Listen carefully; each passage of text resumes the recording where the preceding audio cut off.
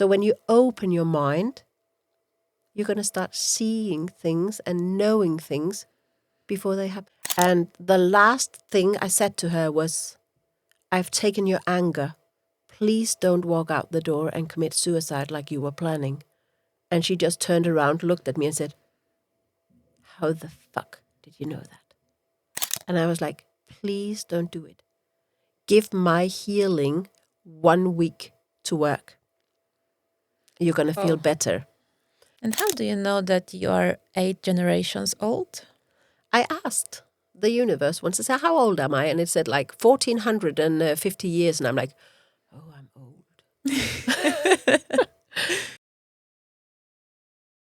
Hey, and welcome in Mistrzowskie Rozmowy. My name is Ola, and today with me is Henriette, who's from Denmark. And we both going to speak in English. And forgive me if I don't follow, if I miss a word or two. I will do my best. And now I will ask you to tell a few words about yourself, who you are. How would you describe yourself? Yeah, well, I'm Henriette from Denmark, as you said. And I'm a masseuse therapist and a muscle therapist. And in addition to that, I also do healing, where I help people to achieve their potential in life. Nie musisz być zawodowcem, żeby trenować z głową. Artur Jobda, trener i zawodnik, który wie, co naprawdę działa, stworzył książki i e-booki, które pomagają lepiej zrozumieć ciało, trening i głowę. Zamiast tracić czas na przypadkowe porady, sięgnij po sprawdzone mistrzowskie podejście. Z kodem podcastMR masz 10% zniżki na arturjobda.pl. Używamy Submagic przy każdym odcinku. To jedyne narzędzie z nielimitowanymi shorts z długich filmów. Dodaj napisy, efekty i zgarnij 10% zniżki z kodem podcastMR. You have told me before that you have started with the horses. Yeah, in 1999, I started with horses because I took an education within agriculture. So that was the first thing I did. That was to help horses. Okay. But that was a bit, not that easy to communicate always. So I met a ex-boyfriend. And his grandfather was actually a physiotherapist who took me under his wing and taught me all about massage and actually also as well physiotherapy and a bit of chiropractic. This was before it became an official education. So it was like just master learning back then, 25 years ago. Okay. Yeah. And what have you learned from the horses? I have learned that you can't always trust what's being said because you can have pains or difficulties that are not what they seem. So if you come to me, for instance, and you say, I have a shoulder that's hurting, it can come from a different place. So it's a referred pain. But horses don't tell you where it hurts, so you have to trust your fingers and you have to trust your intuition. And when they kind of communicate where it hurts, you have to be very open to that silent language, not just body language, but like pictures coming in where you see where it's hurting, you see old injuries. So to trust my intuition, that's the biggest thing I've learned from horses. Is there something special about the horses among the all other animals? I don't think so, but they have just been taken in very early. We have been using horses for many, many years. You see the same kind of connection with dogs, which is the oldest domesticated animal that we know of, where we have to cooperate with them. Cows and pigs and stuff, it's like more for food. We don't have to cooperate with them, but we have to do that with horses and dogs to get an effect of what we want. Yeah. And this journey was like how big part of your life? It was for like from when I was 16 until I was 20. So it was 4 years where you are very vulnerable to what you experience. It's those years where you get a big impact in who you are and what you're supposed to do. So to me, it was very important and it has stuck with me forever. I'm still helping horses or helping people with their issues, because that's how we help horses. It's often the person who's the bad party. So, yeah, it's been a very big part of my journey to get that self-confidence and trusting in me and my skills. Nice. And what was the next step then after those 4 years? Well, that was meeting that young man who has a grandfather who had his own praxis and working there part-time for many, many years, learning the basics about muscle therapy and how to help people both with training and exercises. And again, the spiritual side of me have always been there. So trusting when things were being told to me that you can't explain how, like pictures coming to my mind about people, what they actually were going through more on a mental level than just the body. Because when you have like mental issues, you are maybe stressed, or you're sad, or you're hurting, breakups with boyfriends and stuff. It leaves a pattern in your muscles. And over the years, I've learned to read that pattern to figure out if you have this muscle that hurts, it's most likely because this and this is going on in your life. Amazing. Yeah.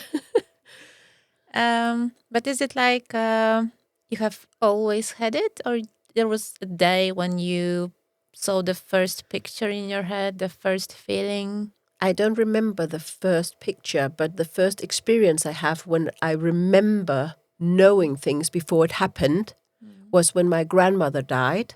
I was only 18 and my parents came to visit me and I knew they were coming. And I was living far away, so it was very out of character. And I was like, oh, yeah, well, I know Grandma died because I felt her like coming to say goodbye. That's the first like real experience that I can pinpoint where I knew something was going to happen before it happened. But I have seen, footprints in the dew in the morning at my grandmother's place with nobody around me when I was 8-9 years old. But we have a bloodline on my mother's side of just knowing things without knowing how we know them before they happen. So I think it's, maybe they would have burned me like 200 years ago and my family. But it runs in the bloodline. Yeah, so it's always been with me. So it was just a matter of fact to discover it.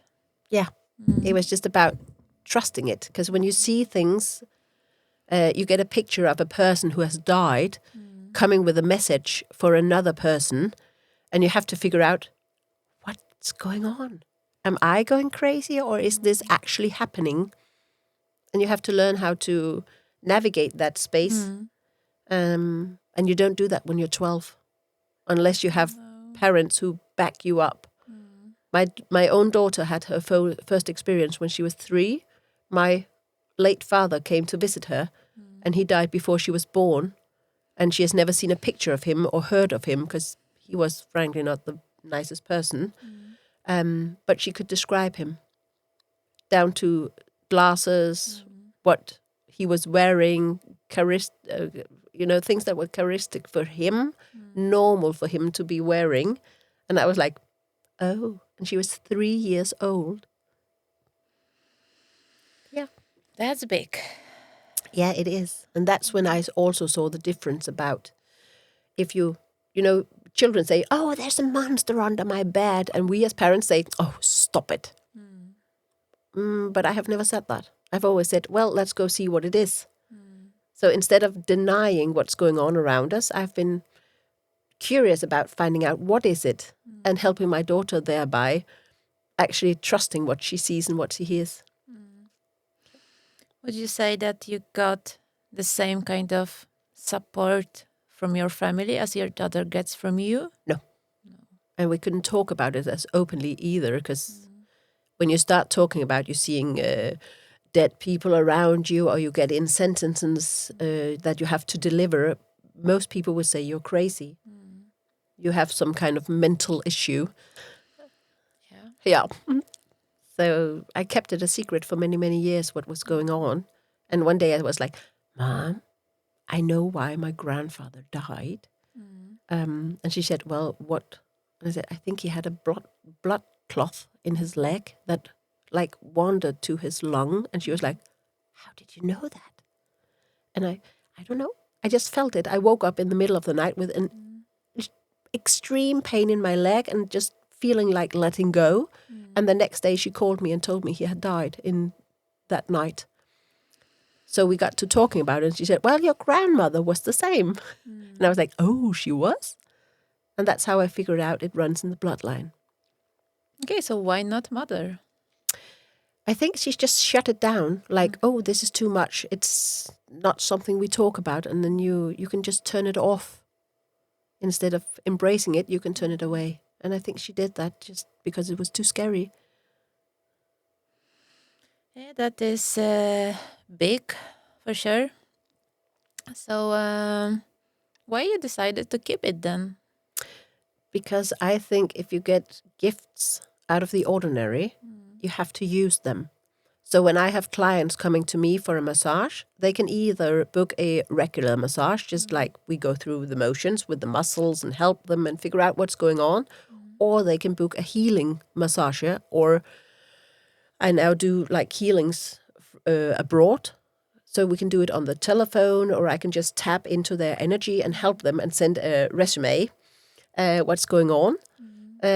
Sometimes need translation because they come from all over the world and it's not all languages I speak. But I decided that I have to help people the best way I can. Because if we need to build a better world than the one we have now, and in order to do that, we have to help people to be able to achieve their full potential, to be the best possible version of themselves. And to do that, we need to take in all the tools we can get. And you get a much bigger effect, because if you are coming to me with, let's say you have a headache and your shoulders are all tight and stiff, and I just loosen your muscles, but you're actually getting that headache and that stiffness because you're like worried about something. If we don't address that, it's not going to help. Yeah, because you work on not the symptoms, you just work on what came out of it. Yeah. You have to find the cause of the symptoms before you can start to help and treat people correctly. Not all people are open to that. And I can't help people without consent. I can't go into somebody's energy and just figure out what's going on if they don't consent. So that's kind of the boundary I have set up, because I think it's not, I could just go into somebody's energy and say, oh my God. But I don't think it's nice. It's like if you had X-ray vision, you are not going to walk around seeing people naked, you know. You would try to control it. And it's the same way, because you see the truth when you read the energy instead of just seeing the symptom. So you have to be careful what you do as well with gifts like that. So if someone doesn't believe that it's real, then you are not able to get into this energy of this person. Yeah. I can actually get, if you give me consent, if you're a believer or non-believer, I can still help you. Okay. Because it doesn't work like, I believe it, so it works. That's not how it works. It actually works whether you believe it or not. But I have to have consent. So if you say, I don't believe this is going to help me, but give it a go, I have consent. Okay, and then that's I can enough. still help. Yeah. It's enough for people to say, do it. And then we're going to fix it.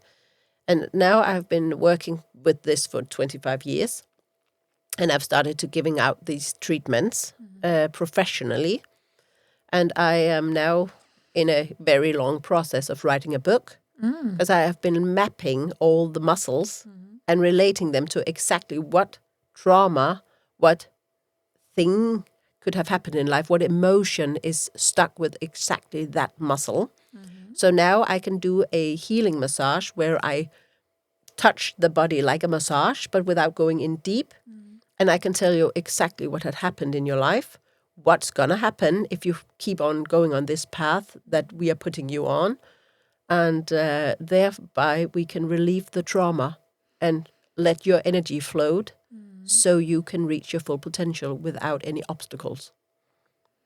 But is this something that you have learned on your own, or you have got this from books or some There teachers? are no books yet. Okay. I have never gone to any course or going to a school or anything.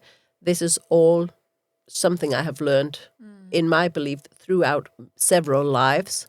So I know things, I don't know how I know them, I just know them. So it has to be memory from a past life. And that's a hard one to swallow sometimes, because how? And I can't explain how. I can't explain how I know, I can't explain how it works. It's just there. Yeah. There were a lot of people, so I bet there was also a lot of pain. How is it to work with people who, like, when you see something, I suppose that it's not always the nicest you can say to them.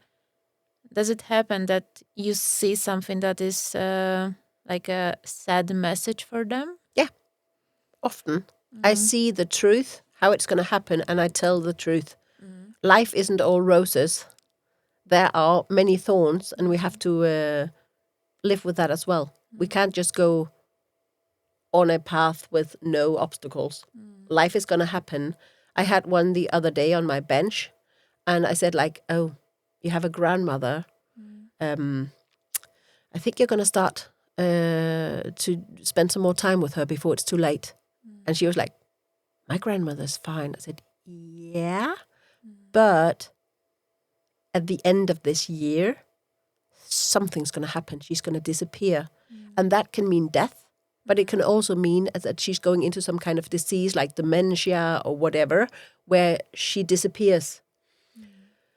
And she told me, well, my grandmother is 96. And I was like, okay.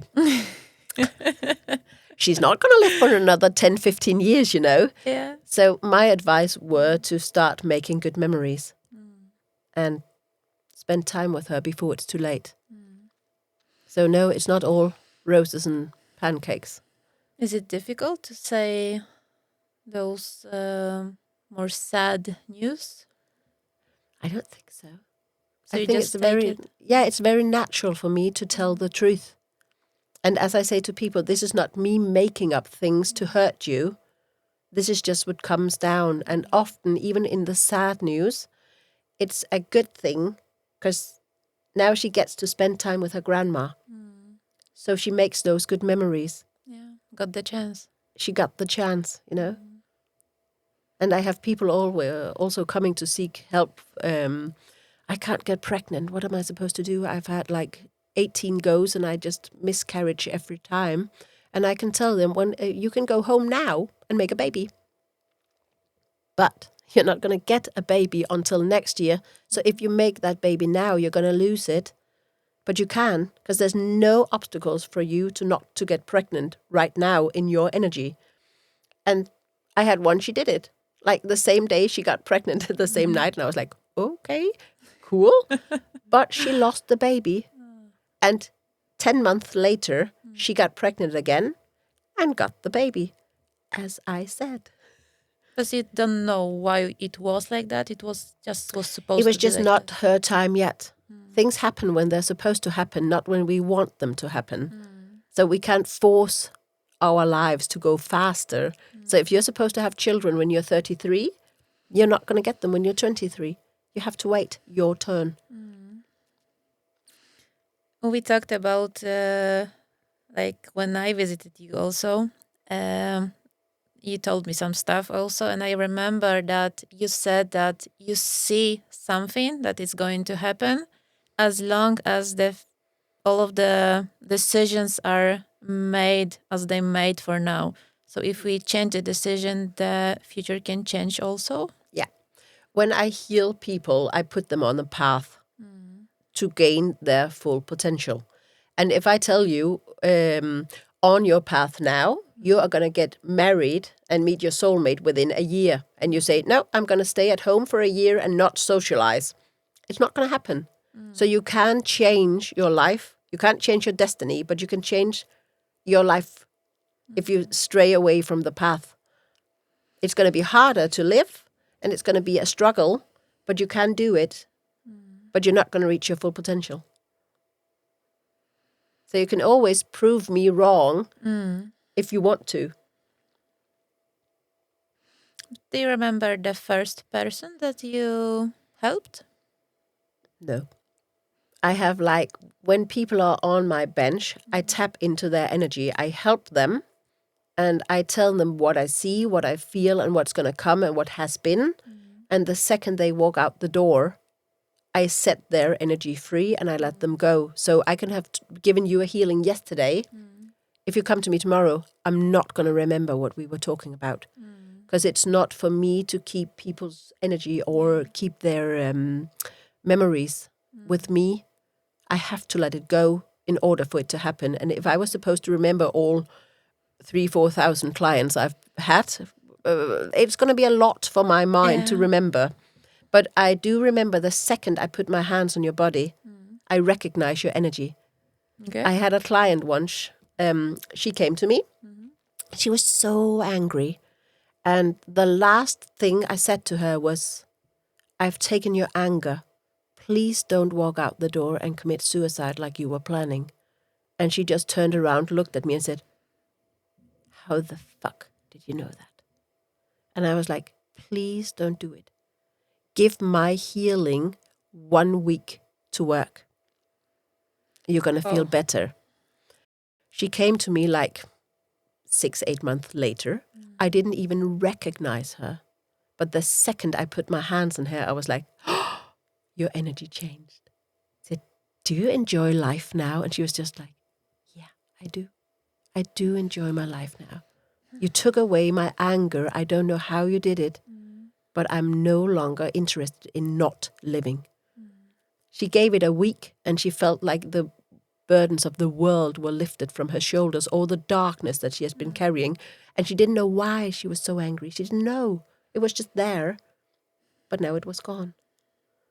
But she changed so much in her energy and in her appearance, I didn't even recognize her. It was crazy. How did it feel to... How does it feel to save a life? Yeah. It feels good, you know? I actually saved her life that day.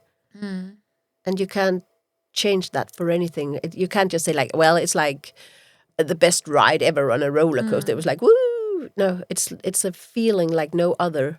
You actually saved a life just by being you. But something made her to come to you. It was meant for her to don't die that day. Yeah. Everybody comes to me when they're ready. It was such a coincidence. I saw you on Facebook, or I saw you on Instagram, or I saw you on Google. And I'm like, yeah, let's call it a coincidence. That's fine. I don't believe in coincidences because there are too many coincidences for it to be a coincidence. You know, it's like people come when they're ready. If I had seen her the week before, maybe I couldn't have helped her. Maybe she would have gone out the door and commit suicide because she wasn't ready for that shift in energy. So people come when they're ready. Yeah, I heard about you suddenly from my neighbor. I was like, okay, but was it are you sure it works? How? Describe more. So she told me a bit. I have to go there. Yeah, I hear that a lot. I heard from my friend that you could help. Can you help me? And I say, I can help you as far along the way as you want to be helped. Because again, you can walk out the door and say, no, now I'm going to run in front of a truck because she's not going to be right. I want to prove her wrong. That's always your decision. But if you just kind of let life happen and follow that path, yeah, I can help. But we talked before also about that trauma that sits in us. That it doesn't even have to be from this life, but you can see and remove that also. Yeah. I see what has happened. And I like to call it in past lives, you can have made a deal with the devil. But it's not the devil. We don't know who it is. I don't believe in the devil. But you can have made a deal if I in this life can get success. I'm never going to ask for anything again. Never and nothing are very big terms. So you can go 10 lives and not be successful because you in that one life made a deal or a contract. And I cut those. I just say, give it to the universe. It's gone. You are no longer bound by this contract. I cut them up. And then you are set free to do what you want. And then, therefore, you can change your life. But those contracts are often from past lives. So who of us haven't been in the situation, oh my God, if I can just get this dress or this doll, especially when we're children. Oh, I want this doll. If I can get this doll for Christmas, I will never ask for anything again. And then you go 5 lives without being able to have children. So we have to be careful with words. Words are the most important thing we have. We are not even being aware of the power of this, what happens around us. No, we are no longer aware, but in the old days, before we all had to be religious, when you had the old ways of all nations, like voodoo in Africa, the shamans in USA, you have the vulve, as it's called here in the northern region of Europe. You have all of those. Back in the days when they were the main thing to go to for help instead of maybe a Western doctor, we were way more aware of what we were saying and what we were thinking because we knew the impact. But with modern lifestyle came forgetting. We just forgot. Why? I think it's the survival, because it's hard to always be a nice person. It's hard to always be aware what you're saying. And nowadays, especially within the last 40 years with technology, life has become too simple. It's too easy to survive, so we have way more time to look what the neighbor is doing, not minding our own business, not considering what we are saying and doing and the impact it has.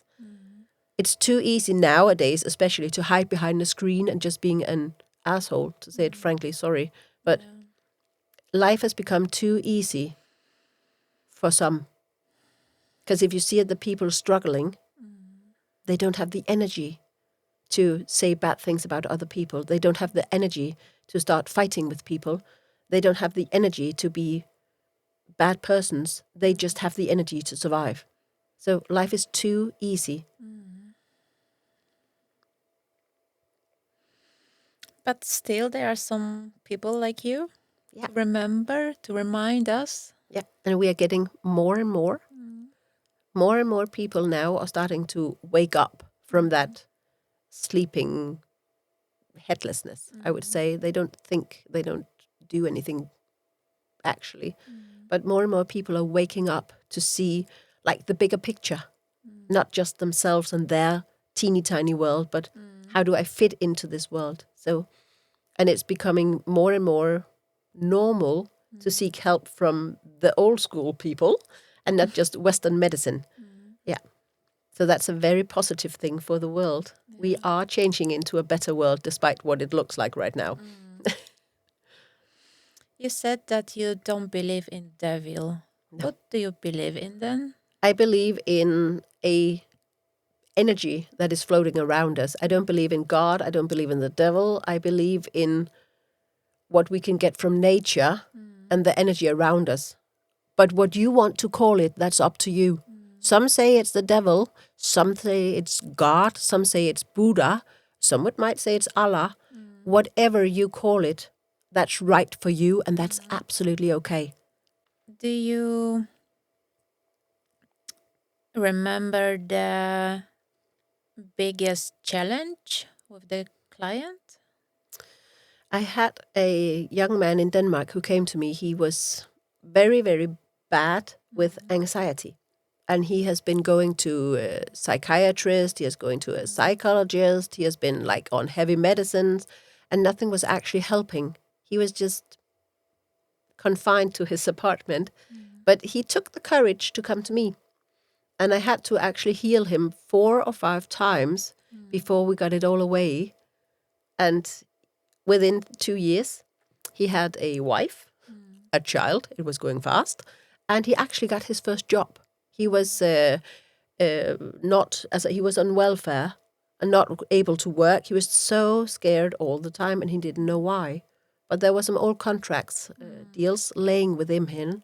And when we got those out, he actually started to feel better. But they were so ingrown in his personality.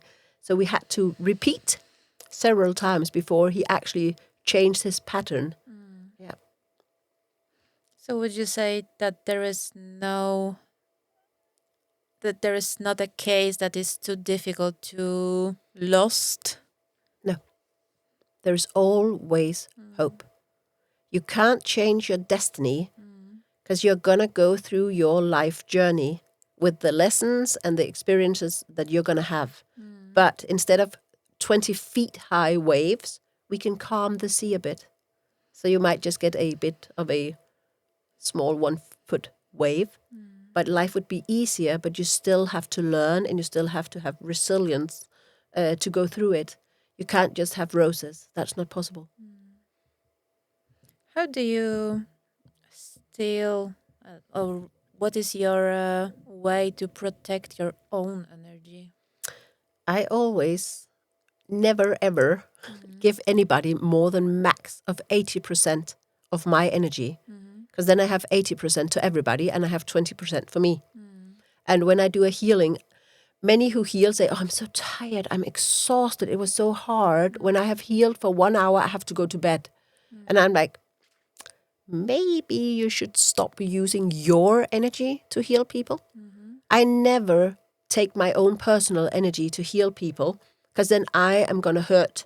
I always go directly to the universe and take like a string of that energy and put on people so they get it directly from the universe, not from me. Because otherwise I would be exhausted as well. So it's about techniques and how to do it for the best way for you as well as a healer.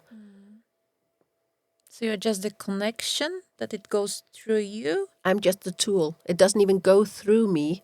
I just like pick a string and put it on your head. So it's a direct contact. Nothing goes through me because then I'm using me and I can't do that. Okay. So it was something that you had to learn when you noticed that something is wrong, or you just know it from the very beginning that you cannot use your energy, that you have to just be a tool? I have actually never thought about it like that. It just came to me. That's just what I do. So it's so natural and incorporated in who I am. I don't even have to think about it. I just do it. And I've been doing it forever, apparently, and without knowing. People say, oh, you saved my life when I was like 16. I was like, well, when you were 16, I was like 8. What? But just a sentence on a piece of paper had, so it's always been there. Wow.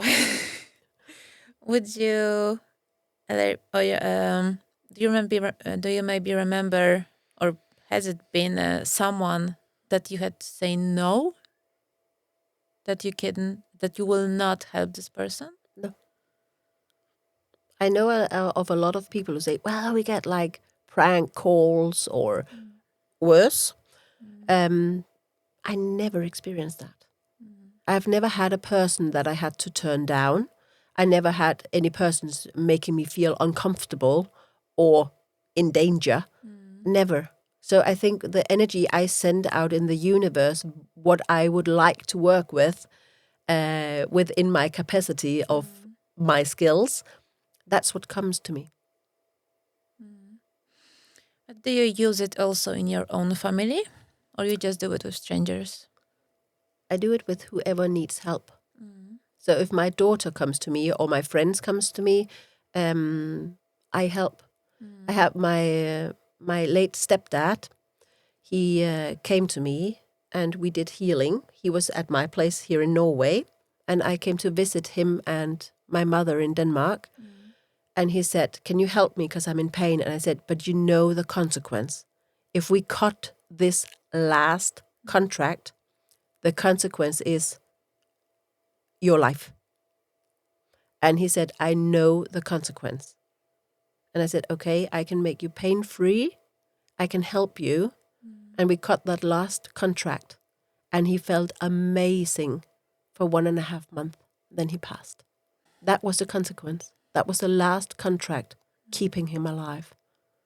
So yeah, I help people in my close family as well, if they want help. That must have been hard. Yes and no.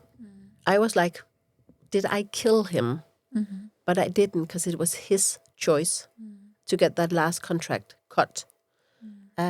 So I rather see it as I set him free. So now his soul can go to wherever it needs to be. But when you go around and you feel energy, like you can feel it only in people, or you can just feel it around, like when you go to the forest or somewhere else, do you feel the energy that is there? Yeah, I feel trees, I feel animals, I feel whatever is moving around me, because all things are living. All things have an energy, and I feel it. That's maybe also why I've never been in danger walking alone in the woods. But I feel it, and I see animals like before I see them. I feel their energy, and I'm like, oh, around the next corner is going to be like a moose, and oh, there was a moose. So yeah, I feel it before it's there. And I also feel very fast with people, like, is this a good person or is this a not so good person? Like, I pick up on those signals that they send out, the energy they send out. And I also know when I go into a crowd, how to work with the crowd and how to get the crowd to work with me. So how do you describe the way that you feel the nature? It's just I feel either like come or go away. It's the very simple explanation, like this is a safe space or this is not a safe space. Move forward or retreat. So but it's just like, sometimes it comes in like a picture of something you don't like. Like, oh, this is, oh. But I get it instinctively and within seconds. And often it goes to my, I work with chakras as well, you know, and my solar plexus chakra is the one where I feel it like, you get that gut instinct. Yeah. Do you use some herbs maybe also? Yeah. Sometimes I have tasks in people that are very big, and then I go to my helpers. I have spirits, if you would call it that, energies that are always with me.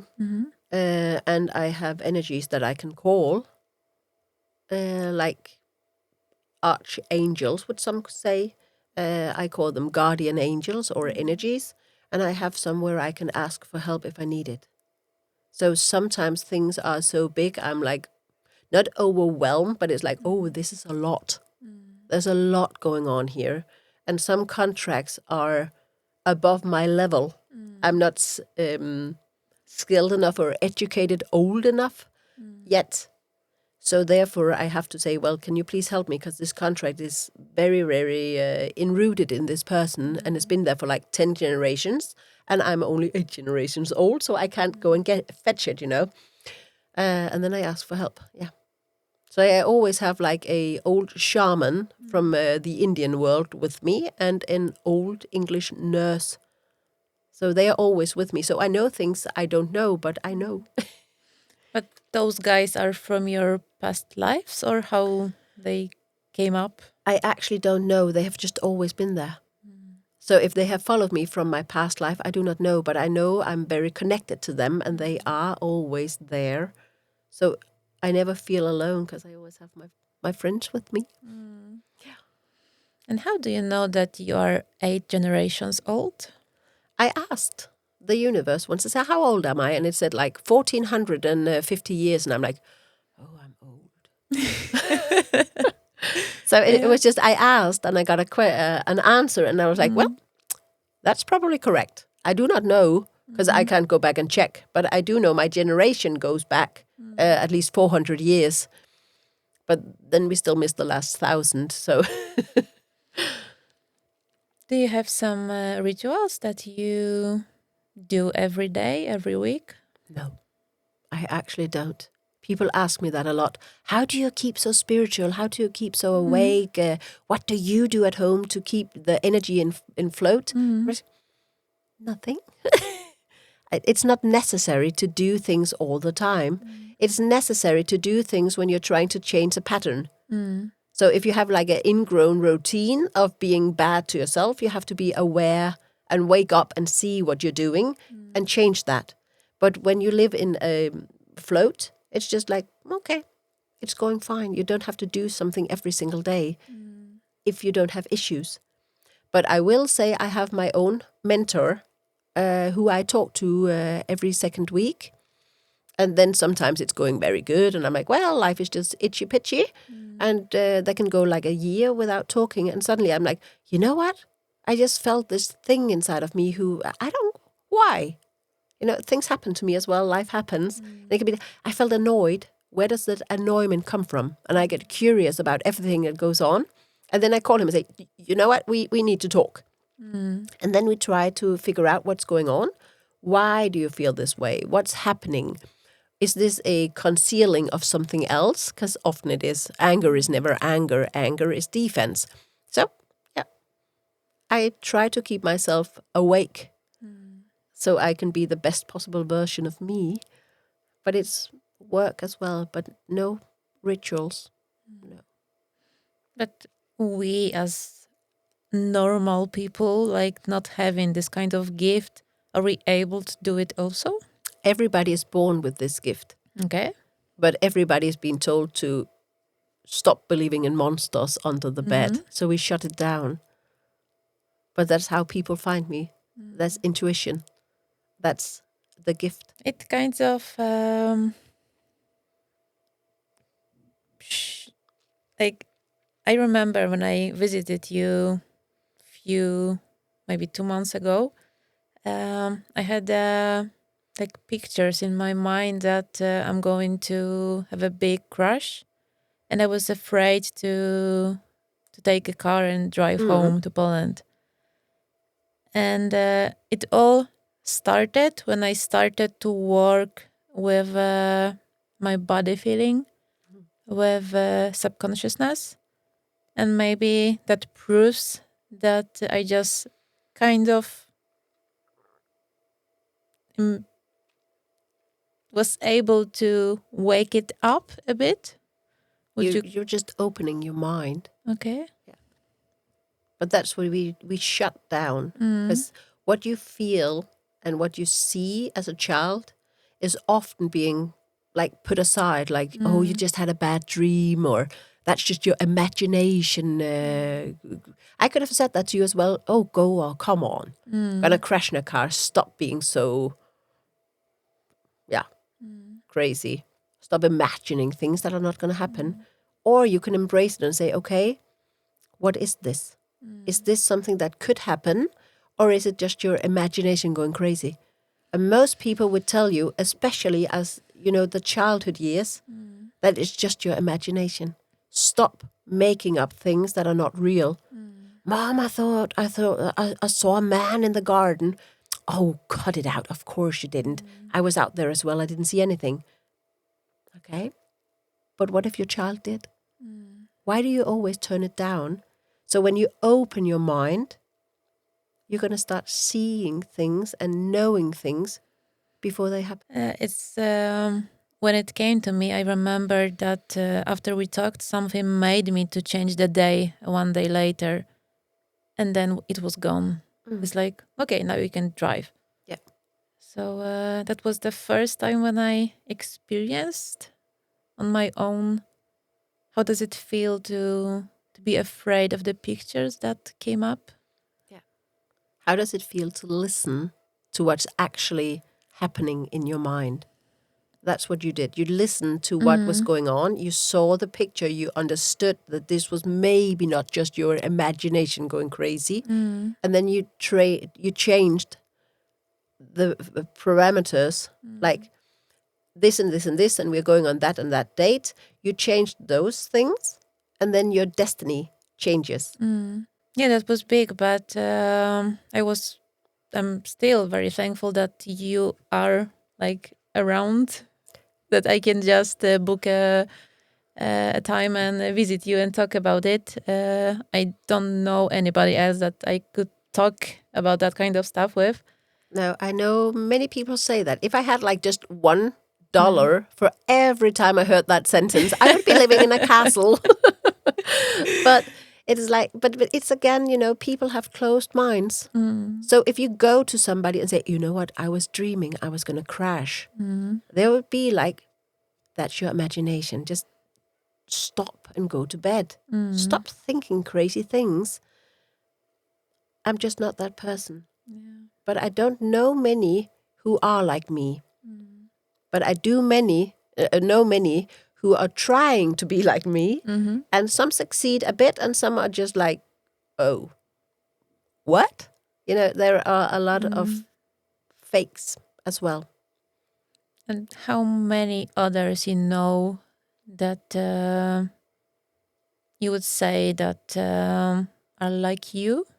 4 persons In the whole world. In the whole world that I have personally experienced can do the same or parts of the same as I do. Yeah. In what countries? I have met one here in Norway and I've met one in Denmark. And then I have met 2 from the US. So, but I haven't been seeking them out either. I don't go out that often to find healers. That's just, I don't need it, so I don't seek it. And how does it feel to meet with a person that feels the same somehow? How does it feel for you if you meet someone who doesn't judge you, but just accepts you for who you are? Good. Exactly. And it's the same for me. When I see someone who has the same skills as me, first of all, I keep humble because I know I'm not the best or perfect, but I'm good enough to help. That much I know. So when I meet someone, I always stay humble.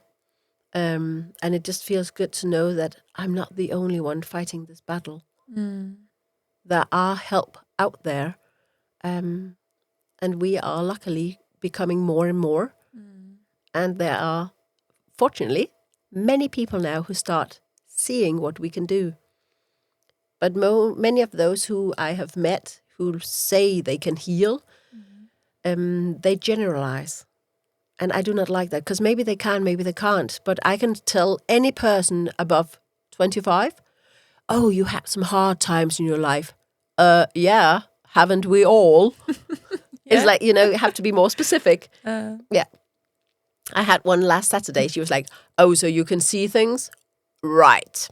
Very skeptical. Didn't believe it. She would like a massage, but she didn't believe anything else. And I said, well, the one thing I now get in my head I have to tell you is I had a client on my bench, and the only thing we figured out actually that was important to her was a dandelion, that she needed that jewelry from her grandmother, her mother's mother.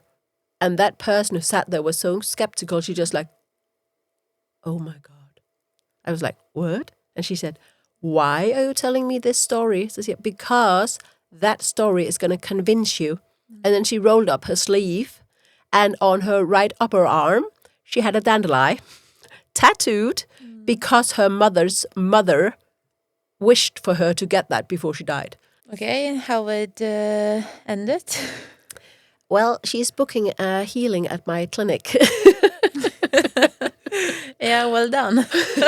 So she was like, oh, what? And I was like, well, happens all the time. To me, it's normal. It's my everyday. But to people who are skeptic or people who are believers, it's like, oh, what happened? Everyday life happened. Yeah, I'm still. It's like when I think about things that you said to me or to my Lucas, who's not present here, but hi Lucas. It's like you used a very good description of childhood of both me and him, and it was so many details, so many colors. Even probably you don't remember that, but you described the flower that he was giving to his grandmother who visited us while we were there. The yellow flower, I remember. Yes, so it's like my parents are going to Trondheim finally after 6-7 years I'm here, and they visited me once so far, and now it's gonna be the second time. And I told them, yeah, you have to go there, you have to meet her. Yeah, but they say the stuff. It's like, are you sure? Yeah, that she told me the stuff that it was not able to just don't see it in reality. It's like, Yeah, it has to be true. It's more detailed than just guessing Yeah. or generalizing. And that's what I'm aiming for. I had one lady who came to me. I don't know who she was, but she booked an appointment, and that was very nice. And she was just looking to heal traumas. And I was like, well, that's okay. And we talked back and forth. And I was like, well, there is something here. You've been molested as a child. And she was like, I don't like to talk about it. And I was like, I know. That's not something you talk about. But yeah, I was right. And then within a second, I felt an energy on my right side. And I said, oh my God, somebody just got pissed off. It was like, why the beep did you tell her that? That was our secret. You were the only one who what? It was like that person standing next to. I said, you know what? There came up energy now. He is very angry. He's showing me an old car, not like an AM car, but just an old ordinary car, a bit rusty. He's wearing a blue sweater. He likes the color blue. He's very, very upset because he was the only one who knew this secret. But it's a new energy, so he died recently. He hasn't been around as an energy for very long, maybe 3 or 4 months. And he has like an attitude. So I would have to say he's gay. Sorry, but he is. And she just lost her jaw. Like, well, she had her best friend. He passed 3 months ago. Always driving an old car, wearing blue socks, sweaters, pants, something blue every single day. And he was the only one who knew this energy, this secret. And he was gay. And I just looked at her and I said, you took care of him for the last 5-6 months before he died. You were the one caring for him, making him easier in that transition through being alive and dying. He has made a deal, but he was smart because he made a deal that he's going to stick around as your guardian angel till the day you die. So he has committed himself in afterlife to being your helper for you to have a better life till the day you die. He made a deal, but he put an end date. So he was smart. And she just looked at me and she said, yeah, I did. Thank you. And she was so like, how could you be so specific? She said that? Yeah. And I was like, I don't know. But I saw him like clearly. It could have been you standing next to me. Just as clearly I saw him standing beside me and just pictures popping into my head. So that's specific. That's not something you can guess. No. But she was very thankful afterwards because she felt his presence and now she knew why. And she was very thankful that he chose to spend the rest of her life being her guardian angel. You have talked about your routine, your beliefs, and what kind of values did you learn your daughter? I have taught my daughter to always speak the truth and to always be nice, polite, and humble, and believe in what you see, believe in what you hear. Don't care about anybody else's opinion. Opinion about who you are, what you're supposed to do, if you're a good person, a bad person, whatever. Opinion is just an opinion. And if you and we go dress shopping and we see a dress and we like it, and I like blue, you like red, who's right? You know? So if I do something, I feel this is right for me, and you say, maybe that's a bad decision, who's right? It could have been a bad decision for you in your life, but for me in my life, it could be a good decision. So always, that's the main thing I'm trying to teach her and actually the rest of the population on this earth. Just do what's right for you. Don't tell other people what's right for them. You don't know. You do not know what's right. And I have now a 13-year-old teenager who's a very sweet girl, very empathic. She takes into consideration other people's feelings, but she doesn't let it dictate her world. So if she wants to wear a blue dress to school, that's what she's going to do. And if everybody else tells her that's wrong because it's raining, she's like, who cares? Self-confidence, but without arrogance. But what about your daughter? It's like, is she working with her gift, or it was just this one episode when she was 3 years old? Well, she's not working with it, but she is using it to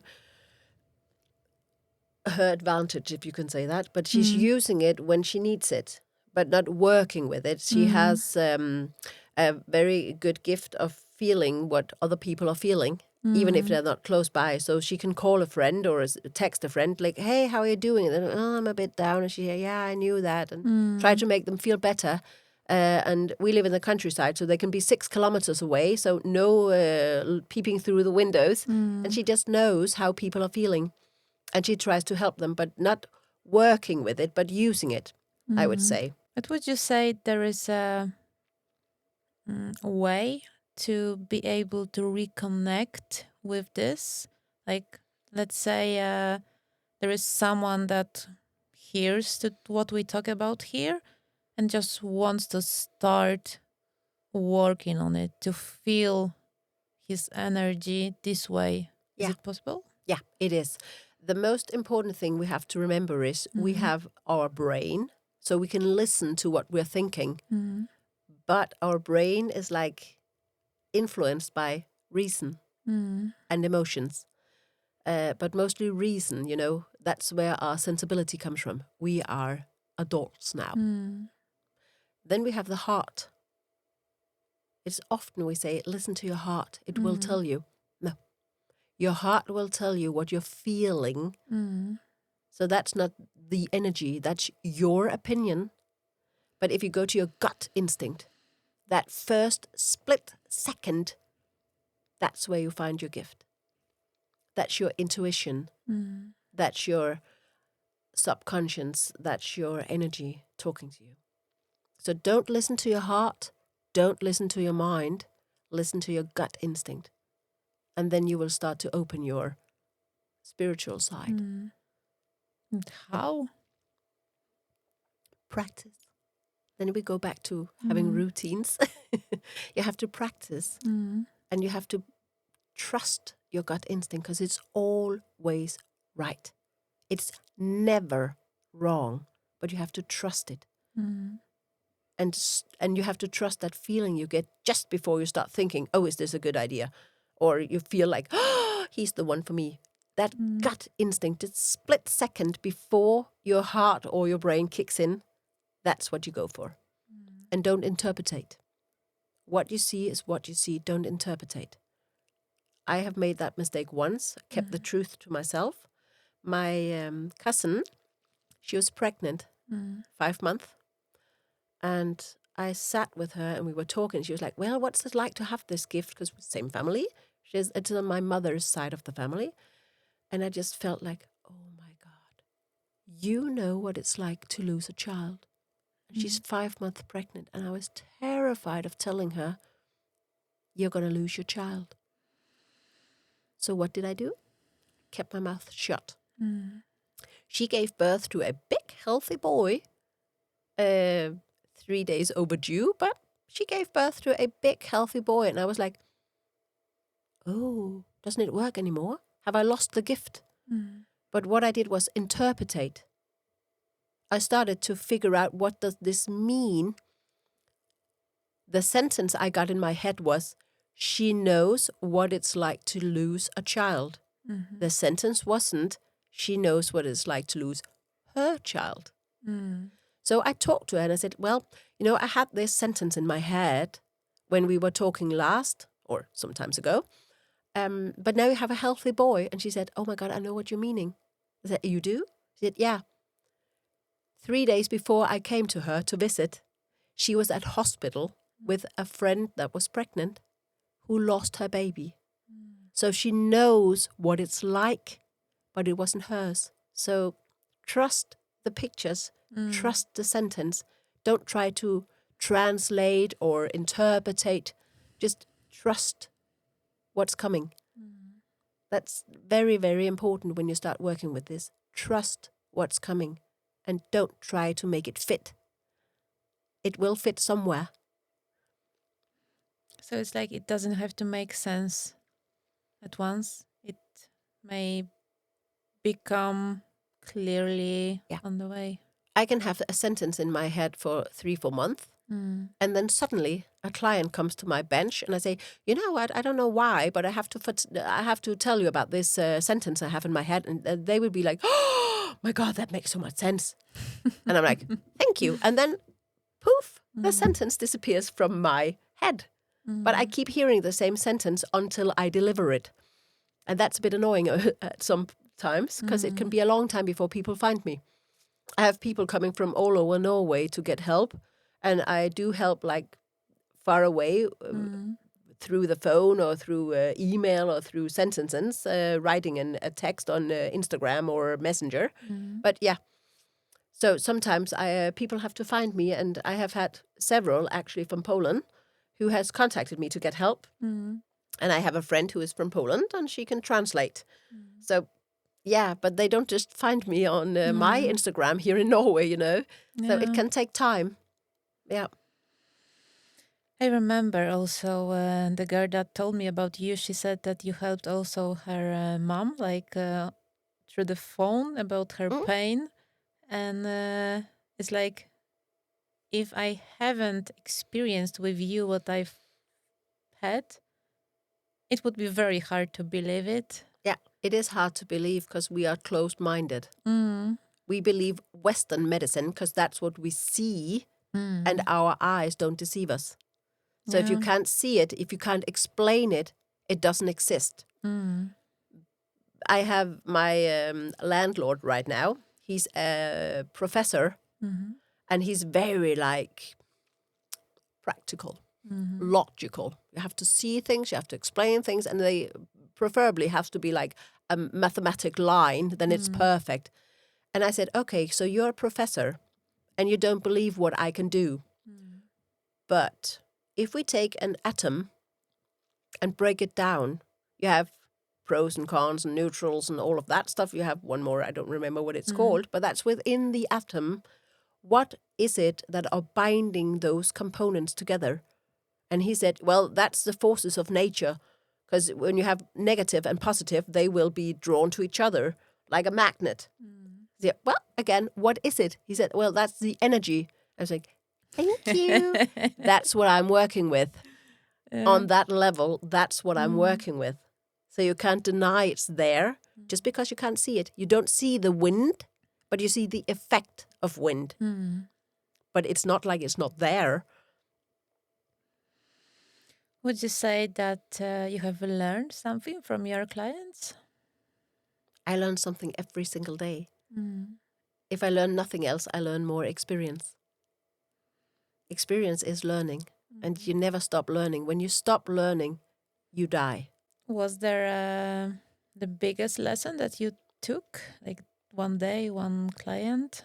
I think that's still with my cousin, when I really learned to just say the sentence and actually believe what I see. But I can still stand with clients and be like in disbelief of how can this fit this person? But when I say it, it makes sense to them. So I learn a little bit every day to trust myself and what's coming into me. And in this healer world, I'm still very young. So, yeah, a lot of learning to do yet. Are there some moments that you still may get goosebumps? I don't think I get goosebumps like that, but there are still moments where I feel like, ha ha. I had a client come to me once. It was just before the 17th of May, which here in Norway is a holiday, and we gather family. And I told her, you have a family gathering coming up, and your son is going to tell you you're going to be a grandmother. There is, in your bloodline, there's going to be a new baby. And she was like, well, no. Because her oldest son was like past 45 and the youngest was 38. So she was, no. And she wrote me on the 18th of May, ha ha. Nobody told her they were having a baby. And I was like, darn. Then came summer and they had a summer camp with the family. And she wrote me the next day, darn. My son just told me they're having a baby. And I was like, ha ha. Told you so. So sometimes I get like, oh, did I get it wrong? But then I get it right. And I also have like, my gift is often a year ahead of time. So when I feel like, oh, this is going to happen within the next couple of months, plus 1 year. So I have to remember that because my energy is too fast. So it's 1 year ahead. So when I say, oh, well, in the time of the next 2 or 3 months, this is going to happen to me, plus 1 year. How do you know it's plus 1 year? Because it's happened so many times. I've been like, well, in 3 months, I'm going to have a job. No, 1 year and 3 months, oh, I got a job. So it's been like occurring so often that I had to add 1 year to my predictions for me. So now I know that, okay, within a year and the amount of time I see, it's going to happen. The latest is now I was like, okay, I need to get a new place to live because I need to get a garden and I want to get closer to my daughter's school. And I was like, it's going to happen within a couple of months. And she transferred from one school to another last year in May.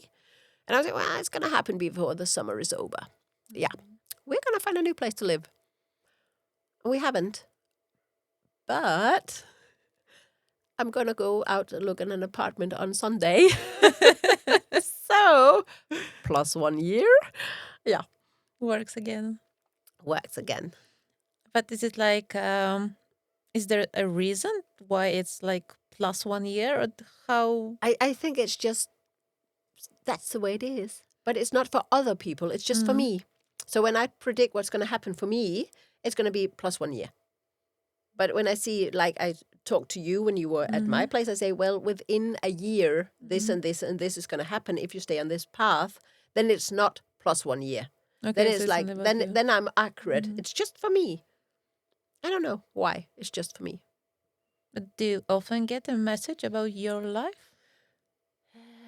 Yes and no. When I need it, when I need answers, I seek them. So therefore, I find them. But if I'm just in a calm period, it's like, okay. So if I feel, okay, I need a change or I would like some answers, then I can start asking and I will get predictions for myself. And sometimes they come like, ooh, right. Okay. And then I have to deal with that because I didn't ask for it, but it came anyways. So it's a bit more unpredictable for me. What would you say to someone that is having difficult time right now and not really know what to do, like when this person is not feeling ready yet to maybe come to you or someone like this, but feels like he wants to fight for himself? Well, if you have that person struggling, I would say the first thing to do is stop worrying about what other people think. You have mentioned something about the crowd also. So it came to me to ask if you help like just one particular person at the time, or you are able to help all the people gathered in one room? Well, again, it comes back to if I have acceptance, clearance, approval of going into the energy, I can help multiple people at one time. But I do normally do one-on-one because that's more like clean energy to pick up on. But I can go into a crowd, but there will be like not a mass healing. It will be one energy at a time. And the one with the strongest energy or the most need for help will be the first one to get it. But I have had like thoughts about making big readings to just gather people in a room and like, but you see that as well on like the television and stuff. They get one person that they talk to first and they pick out in the crowd. So I don't know if it's going to work with you just like heal the world. I think that's a bit too much to ask. How about the business? Are you able to get into the company and heal it? Yeah, I can do like, I have companies that I help to clear out bad energy. I do also like house cleanings or business cleanings. I advise several people on who to hire, who to not hire, if they should expand or not expand, if they should start a new project or not. And I can like put the right guidance on how to start it, when to start it, with whom to start it, and what they should sell in order for it to be a success. And I have had people who are like, well, we have this business and this sign keeps like flashing. What should we do? And I'm like, well, I'll just heal the space. So I do like house cleaning in energy, not dust. But you use coaching also for this? I have coaching as well because some people are stuck in patterns and they need more help. So I have like one-on-one sessions with people who come in like every 2 weeks because it have to be continuously and at least for 6 months. Because if you have a pattern, if you have a way of doing things, you have to change it. And that doesn't happen overnight. We can also heal all the traumas, but if you have like a pattern of being scared of something, you have to figure out why and how and everything. And we can remove the trauma, but in order to encode a new routine, it takes time. And often when we start to work with things, we change. Other things occur that we have to address as well. Yeah. But would you say that example of this changing in routine would be procrastination, for example? It could be. It could be. Some feel it like it's just small things happening, and other people feel like it's a very big progression in their life. So it's very individual, but it could be, yeah. Thank you so much for this conversation. Both me and all the people listening to us, I believe, have learned a lot, and maybe it was a bit easier to understand, to get the knowledge that this kind of gift exists in our days. And could you please tell the people where and how we can find you? Yeah, well, thank you yourself for this conversation. It's nice to be able to be heard. Well, they can find me I have a Facebook page with Nidaros Massagetherapy. And I'm also on Instagram, and I have a web page, www.nidarosmassagetherapy.no. And everything is available in English as well. And you can always reach me by email, post, and then that A. And then you just write nidarosmassagetherapy.no. So I've tried to keep it simple. So everything about me is called Nidaros Massagetherapy. So it's not necessary to come here to book a flight and come to Trondheim, to Norway. It's possible just to call you? to get help? Yeah, you can always write me, and then we set up a time when you are like in your own space. You're not at work and you're not doing all sorts of things. You're just you. And then I will tap into your energy and I will see what's going on, see what needs healing, and I will write you a message, what I have found, and what you should work with yourself. And if there are any warnings, like be aware of this and this, because that's what's dragging you the wrong direction. Yeah. And I do have helpers, so I can translate to several languages now, because I'm not that good in, for instance, Polish. So I haven't learned that yet. So yeah, I have helpers who can translate. Would you say like it's the same kind of efficiency both when it's here with you and on the phone, for example? Yeah, it is. I can do the exact same thing over distance. It could take a bit longer. Normally I say give it a week to settle in, because then your energy has shifted and everything is in place. It can be like maybe 2 weeks. So it's a bit longer sometimes. And it's also depending on how open you are to the energy. But people feel it right at once, like, oh, I feel better. Or I feel more burdens removed from my shoulders. I feel lighter right away. Or they know what to look out for. So they go to the doctor and say, you know what, I've heard, so can we please check? And then they figure it out. Yeah. Yeah, I remember the first time when I visited you. I felt so relieved. So like I almost cried and I was so happy, but I didn't even know why. It was just like everything was so beautiful, so nice, and that is something that you never forget. Yeah, that's the world. Yeah, The world is that nice when you are connected.